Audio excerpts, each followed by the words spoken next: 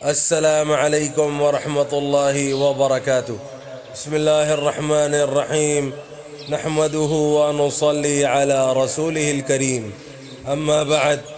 حضرت عبداللہ بن عمر رضی اللہ عنہ کا قول ہے، جب نیک بندے کا دنیا سے رخصت ہونے کا وقت قریب آتا ہے تو اللہ تعالیٰ اس کے پاس دو فرشتوں کو بھیجتے ہیں اور عبد مومن کے لیے جنت کا ایک تحفہ بھی دیتے ہیں۔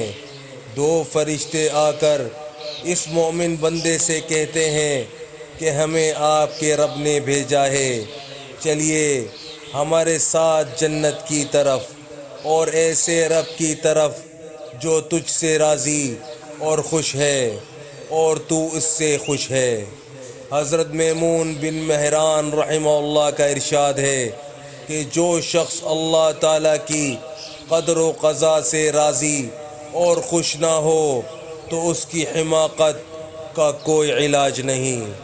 بس میرے بھائیوں دوستوں، جو آج ہم نے پڑھا ہے سنا ہے، اللہ پاک ہمیں اسے سمجھنے کی، عمل کرنے کی اور دوسروں تک پہنچانے کی توفیق عطا فرمائے، اور حضور صلی اللہ علیہ وآلہ وسلم کے مبارک طریقوں پر چلنے والا بنائے۔